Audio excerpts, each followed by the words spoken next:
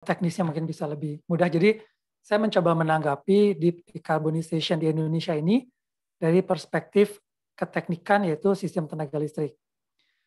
Mungkin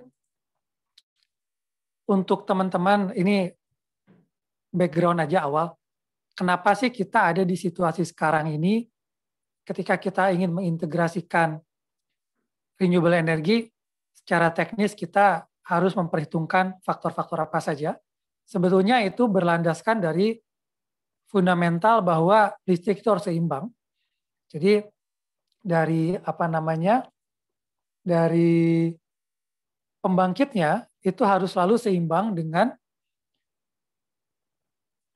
bebannya yang dikonsumsi.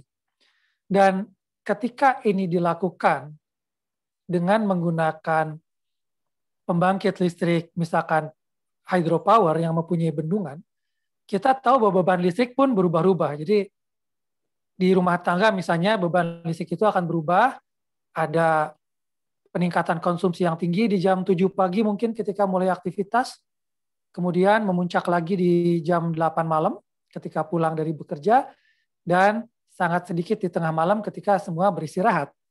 Nah, beban yang berfluktuasi ini, ketika kita mempunyai pembangkit yang bisa dikendalikan, misalnya PLTA yang mempunyai bendungan, maka kita bisa mengatur aliran air yang memutar turbin dan generator. Sehingga kita bisa mengikuti beban yang berfluktuasi ini dengan mudah dengan mengatur input bahan bakar atau di sini air yang akan menggerakkan generator.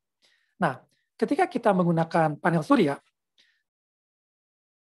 di mana panel surya ini kita tahu tadi semua cerita ini sudah mengalami penurunan harga yang sangat signifikan karena perkembangan teknologinya, maka yang terjadi adalah pembangkitan itu bergantung dari ketersediaan sumber dayanya. Misalnya matahari yang hanya ada di siang hari dengan puncaknya sekitar jam 12 kalau di Indonesia, dan juga mungkin ada awan yang bisa mengurangi pembangkitan di jam-jam tertentu.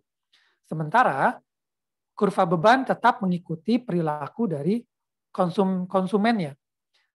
Nah, kemudian bagaimana ketika kita mau bergantung dari renewable ini, bagaimana agar kurva beban ini bisa diikuti juga dengan menggunakan pembangkitan yang berasal dari intermittent pembangkit ini. Nah, di sini ya sebetulnya secara teknologi ini sangat mungkin dengan apa yang namanya tadi Mas Fabi juga sudah sebut, apa yang namanya teknologi fleksibilitas di sistem tenaga listrik. Nah, jadi saat ini ada terutama empat teknologi besar ya. Jadi yang pertama tentu saja kita menyediakan pembangkit cadangan yang dapat berespon cepat ketika misalkan pembangkit berbahan bakar atau berbahan renewable ini tidak bisa membangkitkan energinya. Misalnya di malam hari kita menggunakan PLTA gitu, siang hari menggunakan PLTS. Jadi kombinasi antara pembangkit yang berbeda.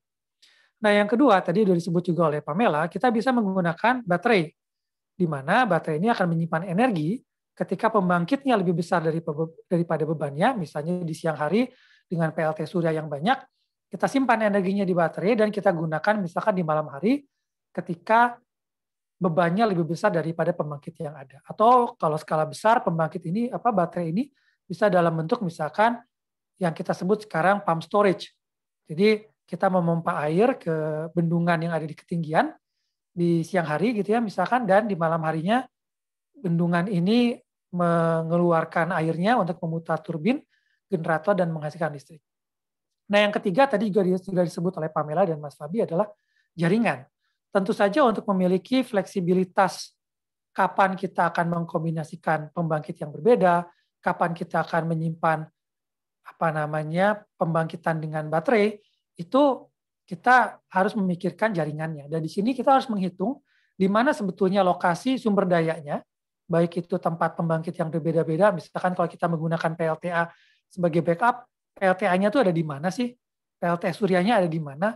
Dan yang paling penting bebannya ada di mana? Sehingga ketika kita interkoneksinya betul-betul yang paling optimal, karena ini bukan solusi yang murah juga ya melakukan interkoneksi ini.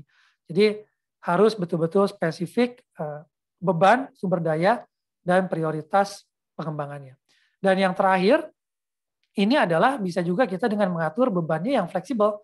Tadi Pamela sempat sebut di salah satu slide-nya, dan juga disebut oleh Mas Bayu, bahwa ada yang namanya misalkan smart grid, smart home, smart load, yang artinya apa? Artinya kita menyesuaikan beban ketika memang pembangkitnya ada. Karena sekali lagi fundamentalnya antara beban dengan pembangkit itu harus selalu seimbang. Dan ketika kita bicara di level rumah atau smart home, maka ini bisa terjadi keseimbangan ini diatur di dalam rumah itu sendiri. Jadi misalkan ada rumah yang dilengkapi dengan PLT surya di atapnya, dan mungkin menggunakan mobil listrik untuk transportasinya, dan dia mempunyai berbagai perangkat listrik, maka ini bisa dikendalikan kapan misalnya pembangkit surya ini membangkitkan listrik, maka bebannya juga dinyalakan. Tentu saja di sini beban-beban yang tidak sensitif terhadap waktu tertentu ya. Nah, kemudian juga ada baterai dan ada perangkat smart meter yang mengatur seperti apa akhirnya listrik yang dibangkitkan, yang dibeli dari jaringan, misalnya dari PLN, atau yang diekspor ke PLN.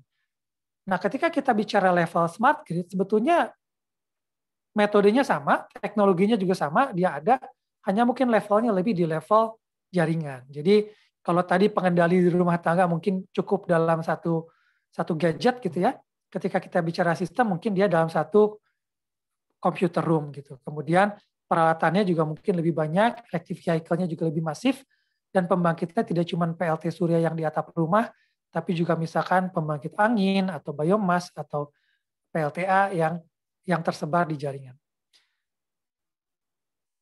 Jadi tentu saja ketika kita menjalankan sistem yang luas, komunikasinya akan lebih masif. Mungkin diperlukan juga integrasi dengan sistem telekomunikasi untuk mendukung sistem kelistrikan ini. Nah, jadi terakhir ini slide, tadi juga udah disita dari Mas Bayu bahwa memang kata kuncinya adalah di keseimbangan antara trilema ini ya. Jadi kita harus mencapai lingkungan yang hijau dengan mencapai kualitas listrik yang baik, yang handal, yang tegangannya stabil, yang selalu ada, yang cukup, dengan biaya yang juga ekonomis. Nah, jadi untuk menyimpulkan ini, yang pertama adalah saya setuju dengan Pamela bahwa ini adalah fenomena global yang kita nggak ada pilihan sebetulnya. Indonesia harus ikut memperhatikan lingkungan karena seluruh dunia mengarah ke sana. Dan menambah apa tadi kesimpulan dari Pamela, saya ingin menambahkan di sini kata kuncinya adalah kompetensi. Karena teknologinya itu ada, teknologinya itu sudah siap, tapi kita perlu kompetensi dari sumber daya manusianya, terutama di Indonesia, untuk bisa satu memahami teknologinya, memahami dampaknya, dan menerapkan teknologi ini.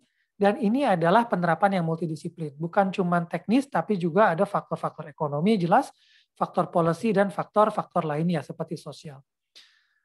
Kata kunci di perencanaan untuk mencapai keseimbangan, untuk bisa meraih tiga ini semua, tadi dari ISR sudah studi tentang availabilitasnya, dan sekarang juga banyak studi tentang teknologinya, dan terakhir, ya kita harus mulai dari sekarang.